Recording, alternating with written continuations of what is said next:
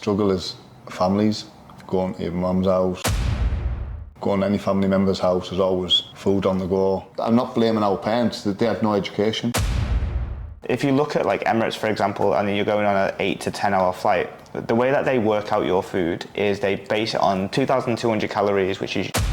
Welcome back to another episode of the Autonomy podcast, and I told you when I first started this that I'm not into the Zoom podcasts. I don't want to create an environment where we're just sitting over Zoom and boring people with these videos. I've been holding back on getting guests on because, you know, I don't want to bore you guys and also not speak to people I don't actually want to grow a podcast. So Abdul's here in Dubai for doing his shoot last week, and obviously here because he's going to move here too next year. So I wanted to kind of get a real life perspective of in-person podcast. We also have some coming up in the UK with the team when we go over for the success day, and then we're also in Vegas on the 10th of December as well, so we're going to have some podcasts in America as well, which is going to be very exciting. So I want to go through with Abdul his journey, how he got to where he's got to right now, the pitfalls of what he had before, what he's like doing right now and what's been so successful, and then some of the major factors of how this has been a really good journey. So dude, like, tell us a bit more about like kind of where this all started. Why did we start working together? Well, basically it was just struggles, obviously. Diet, and obviously I know my knowledge on dieting and stuff, but the struggle is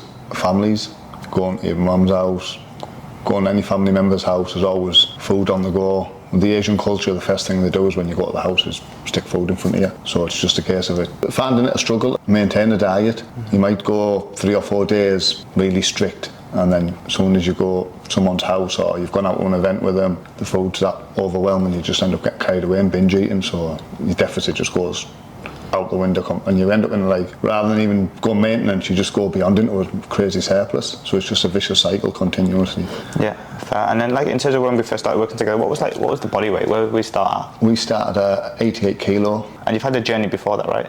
Yeah. Yeah. Where did you peak at? I think the most I've ever got down is somewhere near like 82s, and then you get comfortable. I've been above 88. That was like, still to me, that was quite low. It wasn't like an all-time high. So I always struggle. I think when you get to a certain, it seems to be like 10 kilo loss, get comfortable with a t-shirt on, and then you're like, oh, I'm all right now. Shoulders and chest are looking big. It's sort of hard just to make a little bit, and then you go back to your comfort zone of eating what you want. Another thing, when my weight was coming down, sometimes you feel like, oh, I'm getting too skinny here. And family members will say that to you. Oh, you've lost too much weight. And you get that in your head, but you don't realise. Now, obviously after this journey, I'm starting to realise now how lean you really need to go if you want to achieve them goals. Yeah. And there's nothing wrong with, like, you know, like I hit a barrier, I think I messaged you once, I'm not saying, oh, stomach doesn't look right here, it looks saggy and it didn't look, do you know what I mean? And that, at that point normally, if I hadn't have had you telling me like, it'll go, just keep pushing on, I'd have probably rebounded and gone back the other way thinking I need to put muscle on. People are right, I look too skinny or I'm looking saggy, and that's where that rebound, so I think that's where that 10 kilo curse comes from. Yeah, no, for sure. And I think there's often a point of you get some level of success, and that's great, but also the fearfulness of like, what's next? What is that next barrier? What's held you back before? And being able to go through that and being like, right, this saggy belly is going to go down. We just need to go through that period of what the next steps of like just waiting it out. Yeah. And a lot of people, obviously from the South Asian community, have that too, with the bellies are the last things to go. Even if it's not to the case of your extreme where you are very, very lean, it still happens in people that are 100 kilos or 120 kilos. It's like they get skinny in their arms or skinnier in the face, and then therefore the midsection is just still protruding, and they're like, when is that going to go? When am I going to do that? And then it becomes almost like a vicious cycle of they don't want everything else to get more skinnier and get the comments, so then you never really achieve or wait it out enough to get that last result that they want to. It's very, very interesting. It's just working through that. So tell me a little bit about, like, obviously the diets that you've done before in comparison to this one. So obviously we tailored it towards making sure that your home cooking food was in there versus, you know, stuff that you've done before. So tell me about a little bit how that was set up, and how did we set it up? How successful was it? Like, what happened? So previously, when I diet, you take away the Asian food, which is the worst thing you can do because you brought up on it. You're going to crave it. So we'd try like chicken and rice. You know, your normal diet, you think like, what's healthy? But even at the time, you're not looking at the calories. You're just thinking, oh, it's healthy. I'm eating nuts, I'm eating chicken, I'm eating rice, I'm eating fruit. Not realising you're eating excessive amount of it, thinking that you're dieting, but you're not actually still in the deficit. And then you end up sort of starving yourself to an extreme because your macros are wrong. And then obviously this time round, you've kept my Asian food in there. Like, for example, said to me, look, if you're going to have curry, 1 carbs, or either 1 chapati or rice. Where before, when I've dieted, I've always believed that, like, couldn't have chapatis, so I'd cut them out my diet completely. Where now, through this diet, I've had chapatis, I've had curry nearly every day. You know, I'm still eating like all the other Asian foods. I've cut back on the Asian treats, which are very, very hard to manage. Like, you know, your jalebis, your samosas, things like that, which, to be honest with you, I still believe that it's very hard to track them. Yeah, but we have on an odd occasion, if I've been to a wedding or party, which I've been to a few this year, for them events, I've still managed to have that type of stuff, but I've just stuck to like the one plate rule, what you put in place for me, which again was a game changer. Me going to a wedding before, because it's overwhelming if you go to an Asian wedding. I don't know if you've ever been to one yourself. It's like, it's because there's no alcohol, emphasis is on the food, so it's just purely putting food in front of you non-stop. So you just got to you just got to learn to like sort of portion control it, and that, like I said, that one plate rule was just a game changer for me. Yeah, for sure. Tell me a little bit about how that changed, like the ease of the dieting. So often we put the South Asian food in and people can't believe that you can do that, first of all. But second of all, they then realise how different or frictionful or high motivation or high discipline that was needed to go and do the westernised diet. So how easy was it to integrate that into home life, to me and doing the cooking, for example? How easy, like, was that an easy process? Yeah, because it was just portion control more than anything. It's like, before you think, oh well, you've got to change your food, you don't really have to change your food, you just got to learn to control the portions. Like we said there, like if you've got a plate of food, have X amount of protein on there, a lot of veg to fill you up with, and then obviously the small amount of carb. Again, like one chapati or X amount of rice. Once you learn to control that, you can still enjoy the food that you like. You've got that portion control. Yeah. So it just becomes really easy to manage as well. Yeah. And everyone in the household is happy because you're eating the same food. You're all eating the same. Yeah. I mean, it's not nice when you're sitting there watching your son eating 3 times the portion you are, because he's young and fit, but at the same time, it's like you learn that discipline. Yeah. You know, you learn when to stop. And even like at the Asian weddings and stuff, there's a lot of fizzy drinks, but you learn to go for the diet option, which is something I'd never done before. Like you just think, well, I'm not wasting my calories on that drink, so you're still going to have the same buzz from a diet fizzy drink as you're going to get from like a normal fizzy drink, but you're going to save yourself 200 or 300 calories, and it's 200 and 300 calories at a Asian wedding again. There's no alcohol, so you're going to be drinking 10, maybe, I don't know, 5 to 10 cups of Coca-Cola or whatever. It's not like just one glass, is it? No. And I think once you create this narrative that the portion sizes and the food that you can have is still the exact same as what you would have normally, but most people don't realise that like the lowest form of like dieting is portion control. Like there's no way around it really. Like that's the lowest common denominator if you want the flexibility. Often people want the flexibility of having the nice foods, but they also have to combine flexibility with structure, because you can't have both. You can't have as much as you want in whatever you want without there being like a side effect of it, otherwise you'd just be doing what you were doing before. Yeah. So I think it's really important to keep it in, but also learn the narrative, because that portion control, that can go anywhere. That can go on holiday, that can go at weddings, that can go at your home, that can go your in-laws. You can go anywhere in the world, which is such a super transferable skill. And most people underestimate how important it is because they like to have the second plate or the third plate, or they don't want to change those parameters. But like after we did that, what was the results that you're seeing? Like how much did we lose over the time period, and where are we at right now? I think the first phase we went through, we went from 80 kilo. I think when I went to Bali, it was for a holiday. Yeah. We got 8 kilo off. I got down to 80 kilo. Went on holiday, had a good holiday, put a lot of the weight back on, because at that time, to be honest, I've got a sweet tooth. Yeah. So in Bali, you'll have been there yourself, and you've seen what the cake's like. So it was just a case of like, right, I'll have 1 cake a day, and then the odd day crept into like, oh well, I'll have another one today, and then there was, a bit of a rebound when I got back. I think when I come back off that holiday, I was floating around 84 kilo, so I'd regained about 4. So got back into diet mode. I think we had the photo shoot, didn't we, in London? Yeah. So we got ready for that one. Again, pulled my weight back down. I think we got down to 77 kilo for that one. That was when I felt comfortable and good. That was like sort of like we've got the 10 kilo off here. Yeah. I'm looking good, feeling good. I've had a photo shoot, but I got comfortable. And from that point, I think I had a bit of a couple of months where like, I think one day I had you on the phone saying like, dude, we haven't lost any weight. Yeah. You've up and down, but your weight stayed the same for the last so many months. And that was when we arranged this next shoot. Yeah.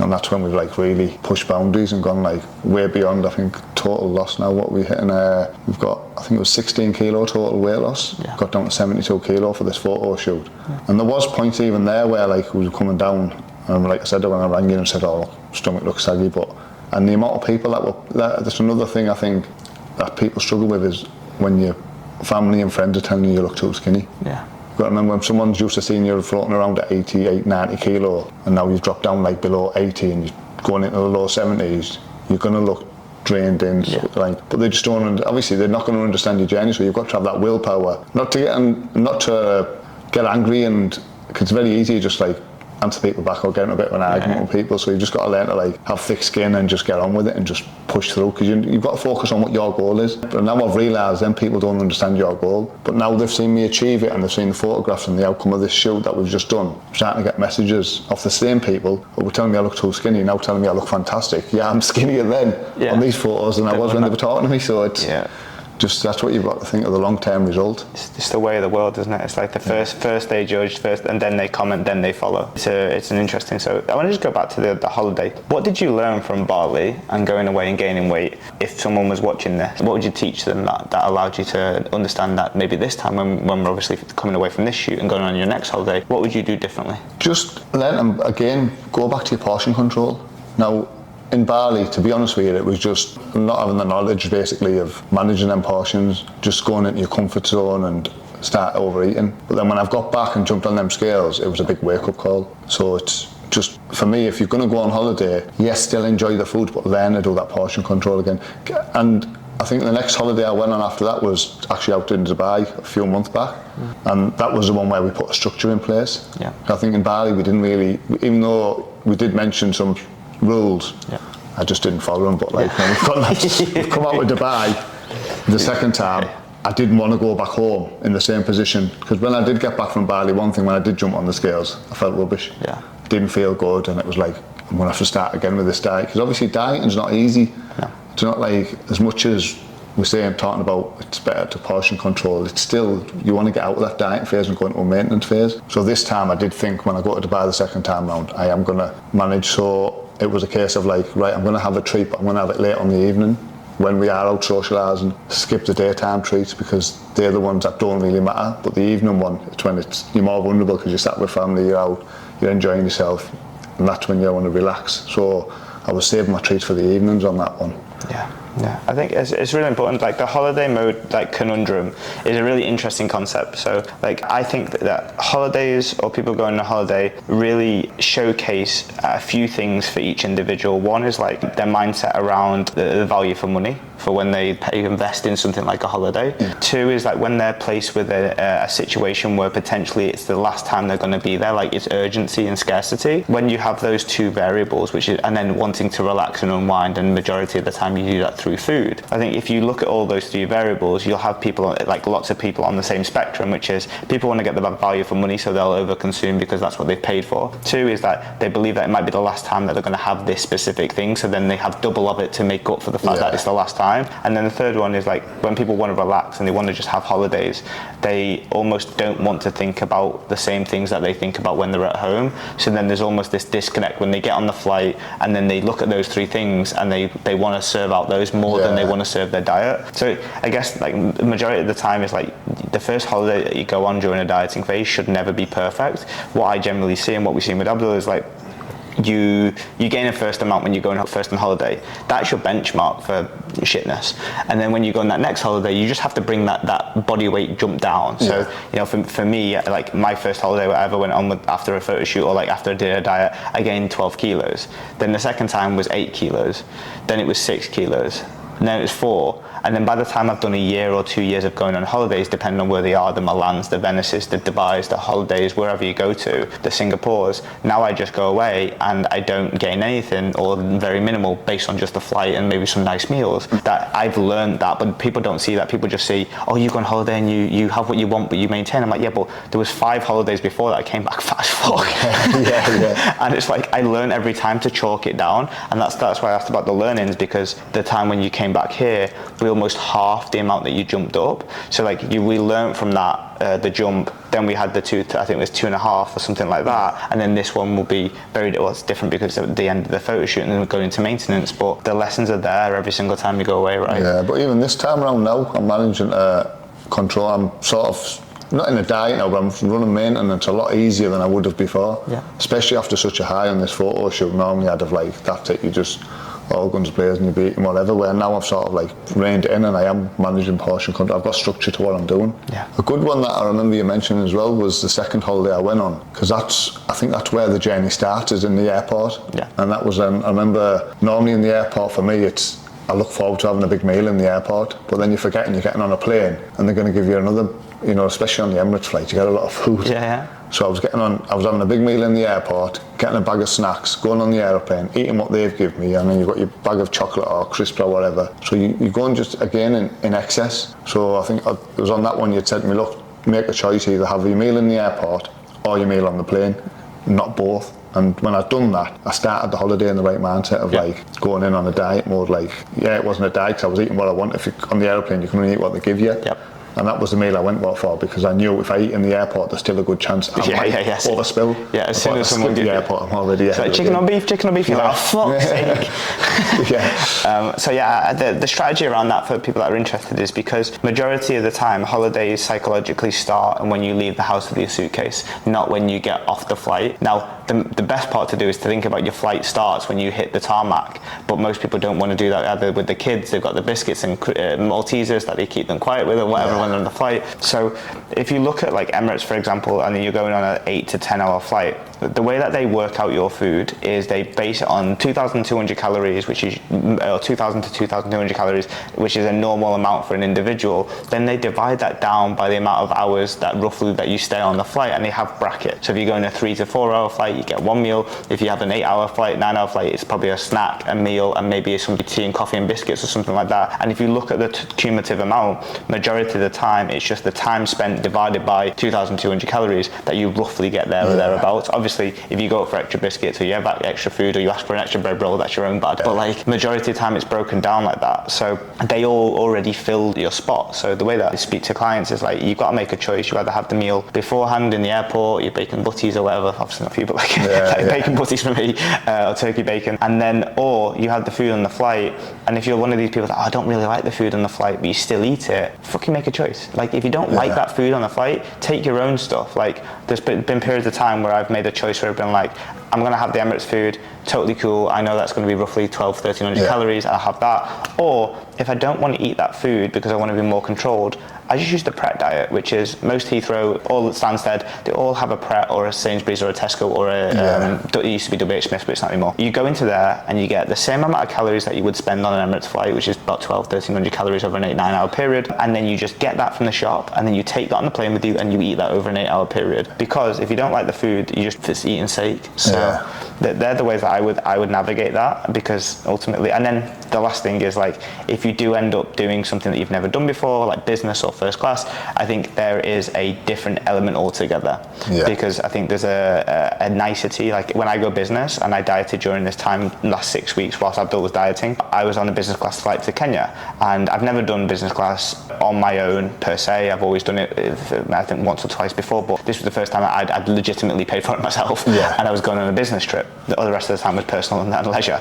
So I said to myself, right, I'm dieting, but what do I do to enjoy that as best as I can do? So I was like, on this day, I'm not dieting. I'm going to have the meal that the business class guy gave me. I'm going to have a few glasses of champagne, and I'm going to enjoy that. And I'm going to take less fat loss because of the experience that you get from that. And that's totally cool too. You just have to make a choice. You either, if you've never done business or first class before, enjoy it to the max. You paid fucking 6 to 10 grand for it anyway. You're going to do it anyway. And that feeds into the whole mindset I spoke about before about more value for money. And then once you've done business class and it's that your usual thing and that's the normal thing you do, you'll get numb to it anyway, and it won't be exciting to have Moe Chandon and it'll be like, well, where's the fucking dumpy? But like, you'll be able to like justify not having it over time, but it's that exposure to it. So you just have to think about what it is that you want to get from it, and are you going to get more enjoyment for when you get there and have a guilt-free nice meal at the all-inclusive restaurant, or are you going to bust your load on the flight, feel shit when you lose afterwards, you feel like you're already bloated before you go into the holiday just because you had Maltesers, which you can get anywhere. It's like, think about what, if you're looking at urgency, scarcity and getting the most value for money while you're away, surely you'd want to spend your food on the things that you're not going to get at home. Yeah. As opposed to just eating biscuits, which you can get anywhere. Yeah, exactly. So let's talk about like a little bit about how we then looked after that setback. There was a period where we sat down and we had an honest conversation because there was that like kind of stalling position. So what did you say to me that changed everything?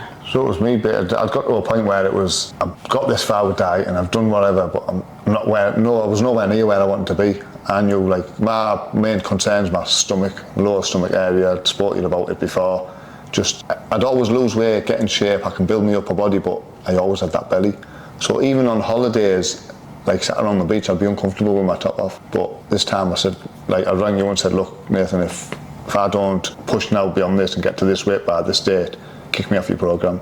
Because I needed that accountability and some sort of scarcity in it, so I have to stick to what I'm doing. And then that's obviously, from there we did get back on track, pushed, and then obviously you rang me, I think it was a couple of weeks later, and put the photo shoot as an option as well. And it's just, I thought, well, the photo shoot in Dubai, you're going to have your top off, you're going to have to look great. There's no hiding under like fancy lighting in the desert, so yeah, so it was just a case of like, I had a goal now, like something to focus on, and it's just, I think that's what really helped. Like, and then obviously the fact that you were jumping on the shoot with us as well, that was another bonus. So it was just more stuff in place to give me that reason why.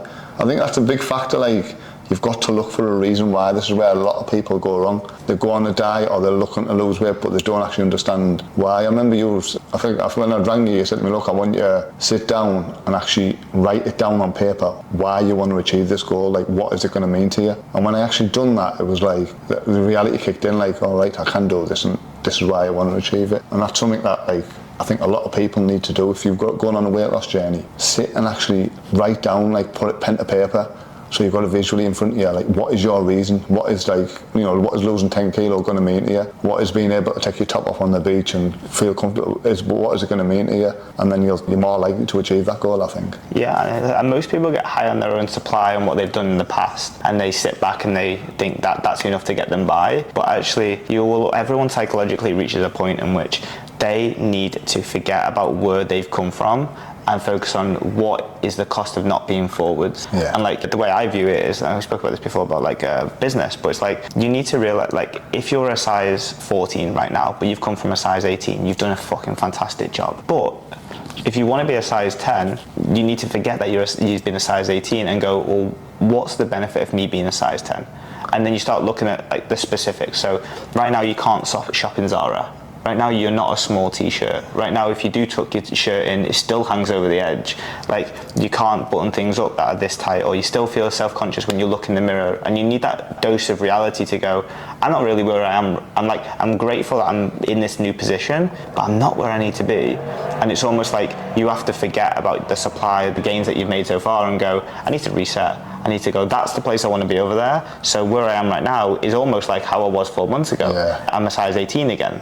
You need to reset that clock of like, well, I'm not where I need to be, so let's forget about what I did before. Yeah, because like, even sometimes when you're like getting ready, even when you feel like, before when I thought I was in shape, you don't even realise you're not in shape when it was, say if you're going out for a night out with the lads and you go to put a shirt on and it doesn't feel comfortable, your belly's sticking out a little bit in it, even though you're feeling that, because you walk around in your comfort clothes day to day, but then when you got to get ready to go out, you're putting them tighter fitting clothes on, and that's when you realise, but by then it's too late, the night out's tonight. So yeah. It's where now, to be honest with you, I can go and grab any t-shirt on me, most of them are big on me to be fair with you, but I can go and grab even like stuff what I'd bought. I mean, I remember there's a t-shirt I'd bought, and it must have been 5 years ago, and the tags were still on it. You know, when you buy one of them tops, you think, right, I'm going to get into this. Yeah. And 5 years later, you've still not achieved it. Well, now I'm wearing it, and it's actually big on me, and I'm thinking, well, that like top, I never ever dreamt that that'd fit me. Yeah. Even though I did go and buy it, and it was quite an expensive top, and it's mad. That was another reason for me, just to be able to like not have to worry about what I'm going to wear.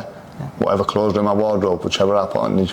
Having that mentality of like, I'm going to make the clothes look good, not the other way around. Yes. Making the clothes make me look good. Yeah. Once you learn that mentality, I think you've got more to strive for. That's actually a banging statement. I've recently come to that conclusion with obviously this diet as well. Got some clothes, got them tailored, and they're the same clothes that I wore previously. But now, because I look great, they also look great. It's quite convenient. I don't need to wear, I was, for the last 2-3 years, Jan, you've seen me, I used to wear like all baggy, oversized t-shirts. Not because I didn't like the other fit, it's that I didn't feel comfortable wearing that stuff because even my physique didn't match the way that I wanted to. And bear in mind, I want a really, really tight fit. I want everything to be tailored, so even a little bit of fat does catch an eye, whereas even if you just wear normal clothes versus oversized, you're moving into that. So I think there's a large element of like buying something or aspiring to a specific dress, a specific shirt, a specific t-shirt that you've got, and if you're in that moment where you've lost the 10 kilos and you're still not where you need to be, go and try that t-shirt on for a dose of reality. Because if you get it on and it's spray painted on, then we still got that knee jerk is actually a really good one to be like, hey, this is great, but I'm not actually fitting into that t-shirt yet. Yeah, exactly. Or you can't get that dress up, and sometimes that negative response is something that is needed. I spoke about in multiple podcasts before, is that fear is the biggest driver, and the more you lose, the less fearful you get because of where you come from. But you need that dose of fearfulness again to be sparking it to create change again. Yeah, 100%. So then obviously after that holiday, we had the urgency of the photo shoot. What was it like moving into those last couple of weeks? Like, what was the mindset that changed completely? Because it was like night and day, wasn't it? Like it was night and day. It was like I'm teetering around and doing bits and bobs, and then it was like we set the photo shoot, we set the premise that if you didn't follow it, then you're getting kicked out. And then the weight loss got stronger the further we got into those last 6 to 8 weeks. What changed?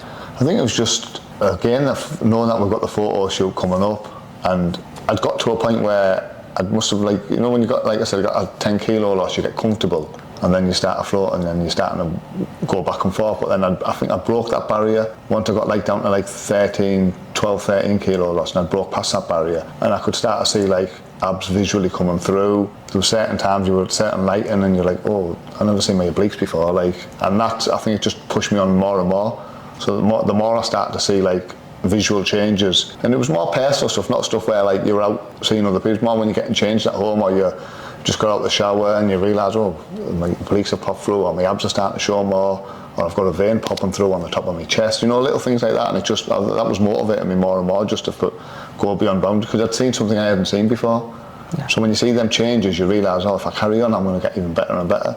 Like even now, to be honest with you, I'm at like, when we've hit this peak on this photo shoot, it's just human instinct where you're never happy. You still think, oh, just want to strive a little bit more, tighten that little lower core up a bit more, or get the shoulders pumped a bit more. So, and it's just good to be at a point now where like other people look at me and think, oh yeah, he's in really good shape, but to me in my own head, I'm like, no, I can still do better. So you're just creating new boundaries as you go on. Again, that's a night and day shift, where before it was I'm happy, I'm cool, I'm good. Now it's I could always improve and strive. And that mindset shift, like most people would be like, oh, why you keep striving, why you keep moving? It's like most people don't realise that that's what target setting is if you're completely happy with the way you are, you won't push forwards. Whereas even if you're like, oh, I could tighten this, I could have this, I could have that, in that quest for those things, everything else gets done. You know, even if you're like, I want to build some muscle now for the next year, it's like, well, in the quest of gaining 5 pounds of muscle, you're going to be locked in from a food position, you're not going to get super fat, your training is going to be better, your mindset's going to be better, you're going to have socialising and have those things, and that's kept you on the course of navigation. It's like sat nav. Whereas if you don't have that thing to strive for, or you're like super happy with the way you look, you never push. And that's like, this is the reason why I did the shoot, was because I was in a situation for the last 2 years where I've maintained really well, like very much similar. I had my knee replacement, everything was kind of static in the same position, and I was just happy not to be fat. Whereas when I was looking at why I was doing the shoot and what the motivation factor was of being able to do that, is because whilst I was happy not to be fat, I wasn't optimizing what I could potentially do. And therefore I use this 6-week phase as a B2B, like I want to optimize things so that I can be better than just not get fat, because there's so many layers between getting more chubby again after yo-yo dieting, then you've got the thank fuck I'm not getting fat after a diet type of lifestyle, which most people don't even get to, but you know, then you've got the I'm doing shit for a different reason, which is I don't even have to think about body composition anymore. I just think about what I'm fueling my body with, how it's making me feel, look, behave. And then the next part is like the things I do for my nutrition, my steps, my health and fitness just makes me a better person. And I think they're the steps that most people should go through, but they stop, or they never get to the luxury of I'm not getting fat again. So I think you obviously got there, which is that if I improve this, if I move forwards, if I'm working on this on body, everything else gets better as well. And I think it just becomes easier to maintain, because when you've created them habits that we've created, because it's not about restrictions, there were habits that we've changed, learning the 1 plate rule, learning not to manage your portions at weddings, doing X amount of steps a day. Like, I don't like to put numbers on it because everyone's will be different, but man, on average I was hitting 20k plus a day on the like last few weeks coming up to the shoot. Now when I've dropped that back down to 10 to 15, that's just easy. I don't even have to think about doing 10 to 15 because I'm used to doing 20 plus. Same with the food, I'm used to portion control, so now I'm like eating more calories because I've come out of a deficit, we're going into maintenance sort of thing. So them extra calories I've got now, I can enjoy them niceties that I like, you know, like I can have a donut once a day or I can have a bar of chocolate, but the rest of my structure is more or less the same as it was when I was dieting, and I've just implemented the extras what I like to enjoy, having a takeaway once a week again and having them little sweets that you like. So it's just good to have, once you've learned that structure, I think it's just easier to like maintain and enjoy the other things that you did like. Yeah, I think often people want to teeter up to better, whereas actually what we did and what I tend to like myself is if you can go as 100% as possible and you go above the things that you think that are possible, then when you go back down to normal level, that just becomes easy because you've spent a time pushing harder, and that's the quest of like, that's just adaptation over time. You know, you use a 80 kilo bench press and you finally get there with a 1 rep max, then the 50 that you were struggling with a year ago becomes really easy. And it's the same with like the dieting side of things, it's the same with the mindset side of things, it's the same with how to optimize your life. It's like if you go and do things full force as best as you can, the stuff that you struggled with before, there's a gap, you know, adaptation gap, and then basically this becomes super easy now where it used to be hard, and now this is the hard part. So your expectations and standards changed. Your standard was 20k steps, and then when you move back down to 10 to 15, you're like, oh shit, this is easy. Or like low calories and being like, then you get some more, you become more appreciative of it because you had this as your standard. Now it's a little bit more like, oh, thank God for the 300, I can now get training, I can get performance, I'm sleeping better, whatever it is, I'm more flexible. Most people try the other opposite way around, which is they just try and half-arse it and never get the standards or the adaptation that they want, and they always think that they're being done a disservice because they're doing the shit that they were doing before, like eating 3 plates of food or getting stuffed every single meal, and they think that gap there is like their God-given right, as opposed to when you take yourself to the other end of the spectrum, it's like, this is what I can have, this is my structure of my food, these are the things that I can only have. Then you go back to the normal mid-ground and you're like, oh, that's way better than what it was before. In terms of like the overall benefits of doing the shoot, like what was it like? Because obviously not for everybody in terms of like getting your rig out on top of a horse. What was the feelings and thoughts around the specific day? Like what did you take from it? To be honest, it was a little bit nerve-wracking because it was the first time I've done shoots in the gym before, but nothing like that out in the desert, and then especially like in a group.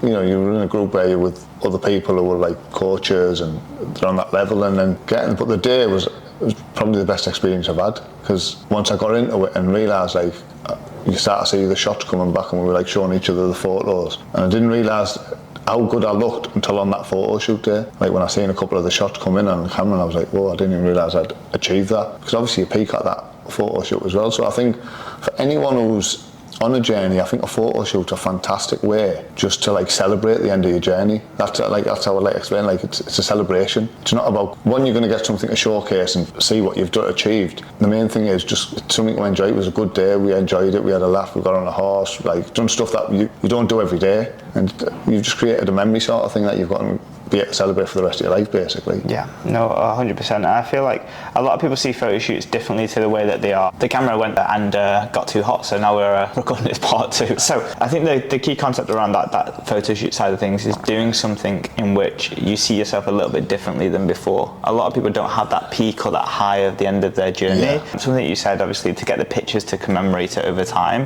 One thing that people miss when it comes to like the photo shoot stuff, and they just think, oh, it's just for models or people that just want to be like narcissistic or whatever. It's like, if you have a picture of yourself in really good shape, you have something to lose. Like you have a deep reminder that that's where you got to. And often people don't have that. They fall into the trap of the day-to-day. They start a few pounds on, they blame a situation, it's busy, it's this, it falls into some bad habits. Whereas if you have that reminder of that photo shoot, the standard is set, and if you want to stay in great shape long term, the reminder of where you were and where you're going to needs to be the time in the sand, right? You've got like a visual proof of what you've achieved, so it's easy to forget that if you haven't got that photo or remember it. Like when you get comfortable, you think, oh well, I'm somewhere near where I was. But if you've got a photo to look at, you're like, no, I'm not actually near where I was, because you just kid yourself. Do you know what I mean? So it's now like I've got them pictures from that photo shoot, which is for me, I've like at the age of I'm 42-year-old now, and that photo shoot there, I look the best I've ever looked. I can't remember a time when I've looked that good. So now I know what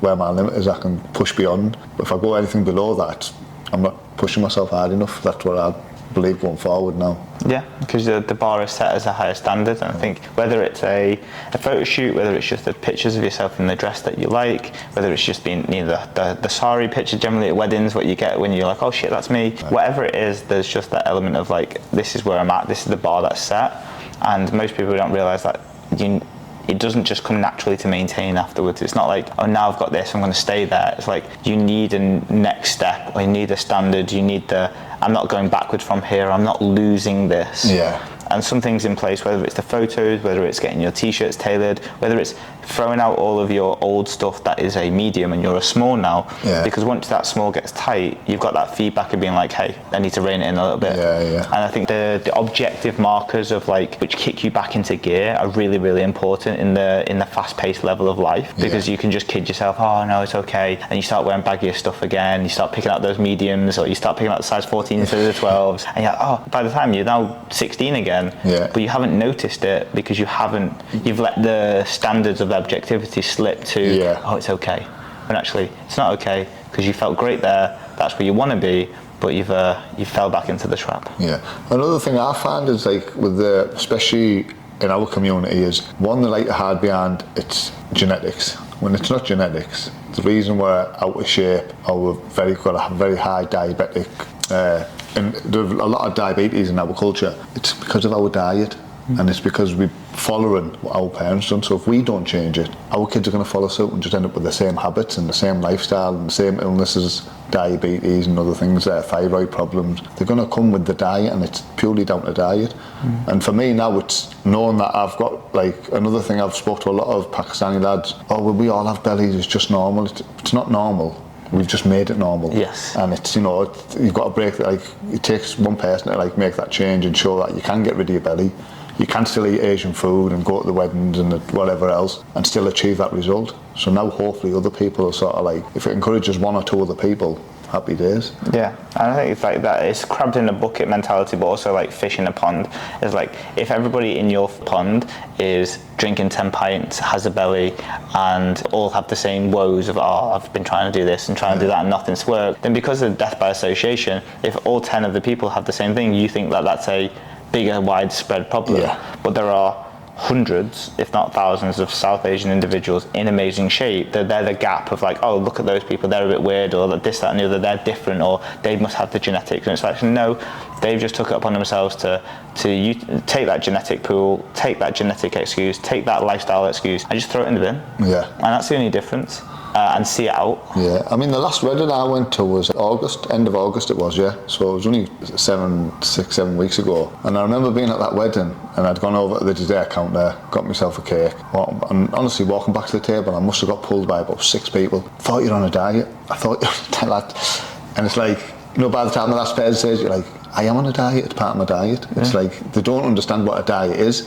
They just think you've got to have salad, and it's like, the same people who were telling you stood there with like a kite on them, or like, way overweight, and you're like, I am on a diet, it's part of my diet, and they just don't understand it because they've never been on that type of diet where they can still enjoy foods that they like.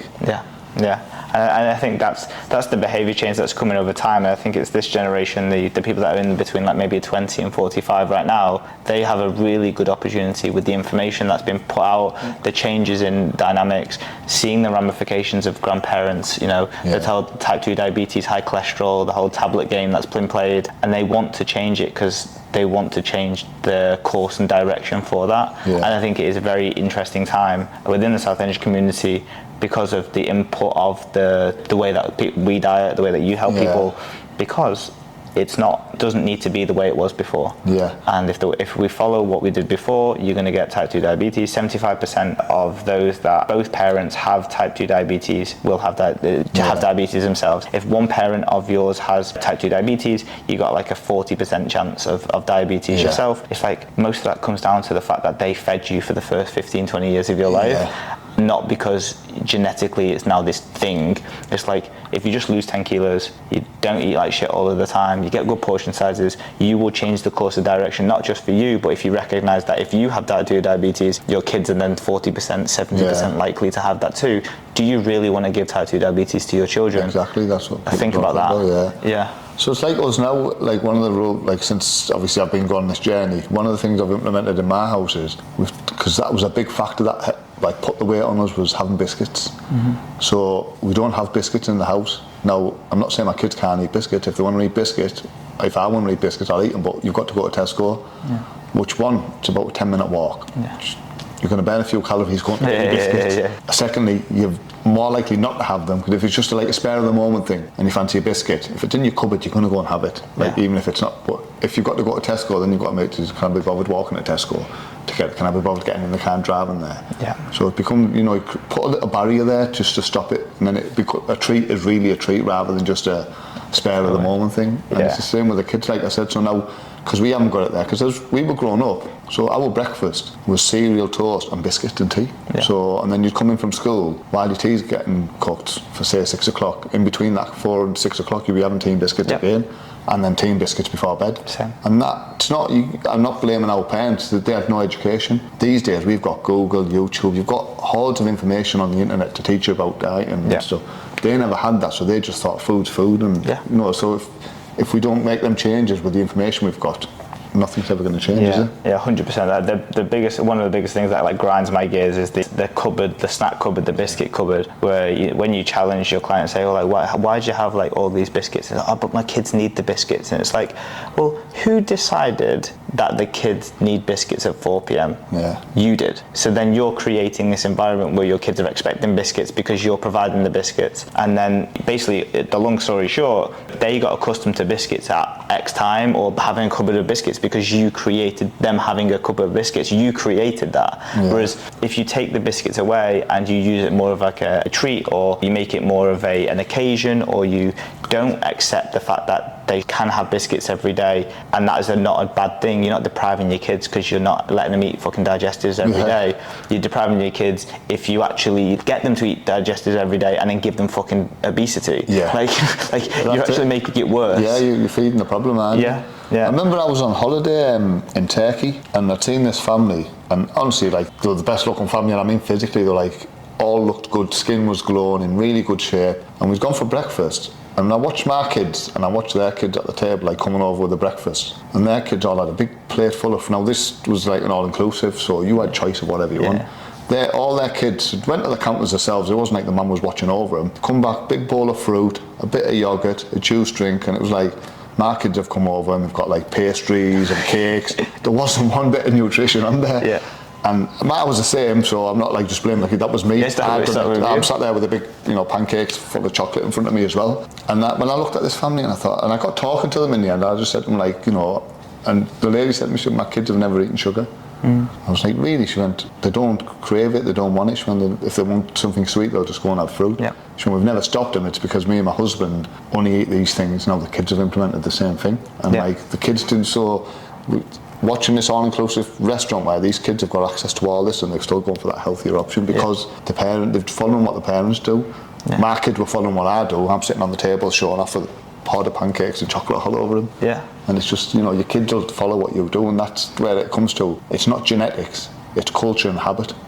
And you know, you're instilling that into your kids. There's a large amount of like, when kids become fussy, like I've done a lot of research on like the psychology of like fussy eaters, and what you find from fussy eaters is that there's a scenario and where a kid doesn't like a particular food, and then they moan, cry, whatever, and then the parent has a choice, and that choice is to adapt and make them something because they cried and because they moaned about it that is more tasty for that kid to have, or they say, hey, this is what's for dinner, like, if you eat some of this, then later in the night we can do whatever, and you know, but that's dinner. Those moments become the most important part for whether your kids become fussy eaters or not, because what you're teaching them is, if they ask for something, if they cry for something, if they moan for something, they get the response that they want. So you teach them that every time they cry and don't want, you know, something that is just a little less, not as tasty as a fucking pancake or a chicken nugget. I've got a cousin who, I remember this situation broad daylight, because it was one of those where I realised that my parents were great, but in the moment I felt like they were dickheads. Like, cousin, he only eats chicken nuggets and chips. That's all he had because he was a fussy eater, but it was because his parents made him microwave chips every single day because he didn't want him to moan. And they all come over for dinner, and there's 6 spots on the table, and 5 of them are your normal home cooked steak and like hot pot and whatnot, and there was one that he got chicken nuggets and chips, and I threw a hissy fit because he had chicken nugget and chips and I had what everyone else had.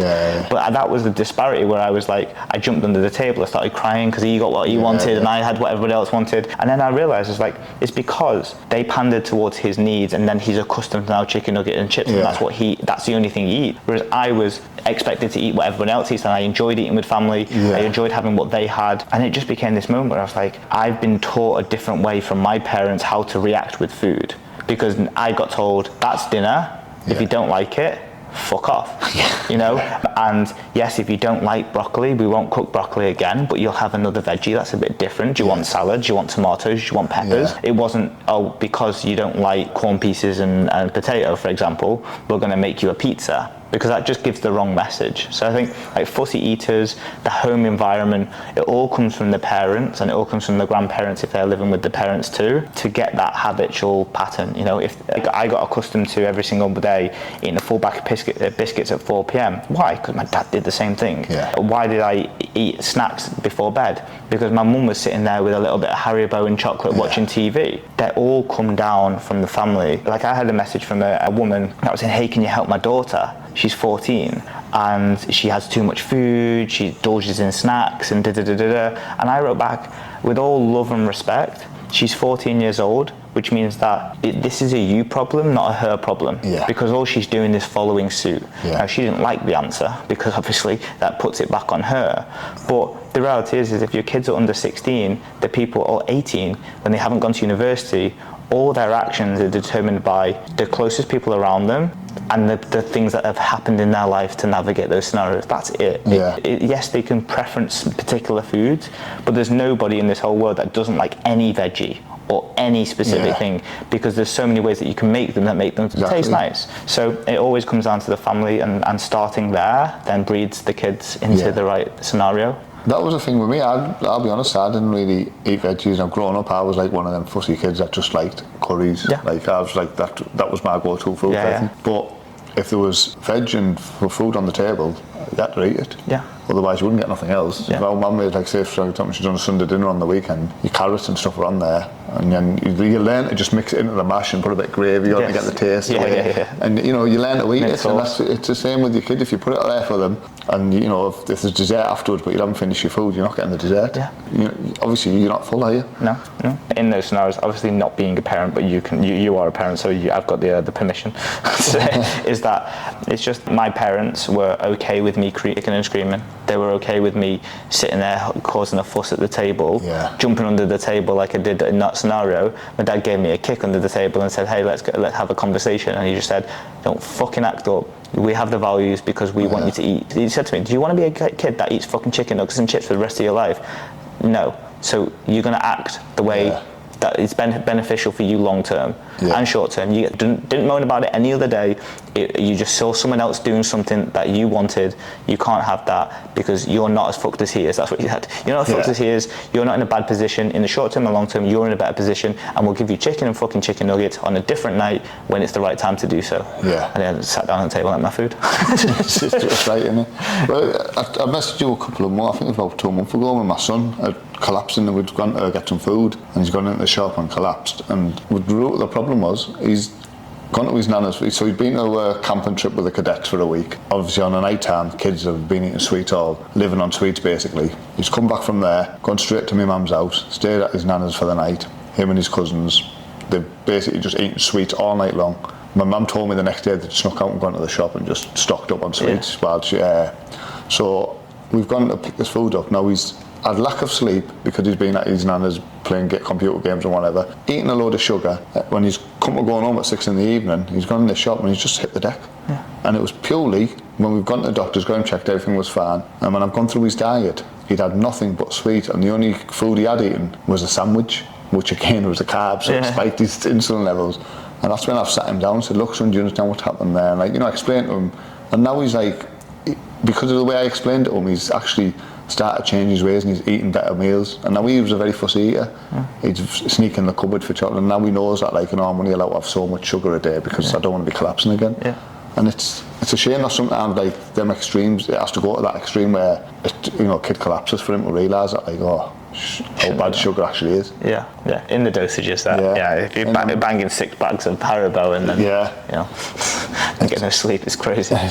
So yeah, I mean, that's a really important part, obviously, like as family members, as people that want to make change, you know, if you loop back to what we spoke about at the beginning about the reasons to make bigger change after you hit that complacency part, if your family are tied into that, if the kids are tied into that, if work is tied into that, you've got those bigger reasons to change. When you've got that, then they don't slip because you become accountable to your family. You know, if you start eating, slapping chocolates again or biscuits again, when you've gone to a period of time when you've been portion size, you're not just affecting you, but your kids are going to learn by osmosis that it's now okay to nail a full pack of biscuits. And if you don't want your kids to nail a full pack of biscuits and you feel that's wrong, and you have a problem with that, then also have a problem with you doing that too. Yeah, you've got to. Yeah. You've got to set the example, and at the same time, it's all right me while I'm dieting telling them they can't have all that, and then if I'm stopped dieting and telling them they can have it now, it's like, you're sending mixed signals, isn't it? Yeah, absolutely. All right, guys, it's been a lovely, lovely, lovely podcast. So we are heading into the maintenance phase for Abdul, and we're going to go and make sure that everything is set in place to stay in shape forever and stay at this body weight range. And we'll do another podcast at some point to catch up on where he's at maintenance-wise, so he's holding that body weight. And I'm going to go through the strategies in a case study as well to help you understand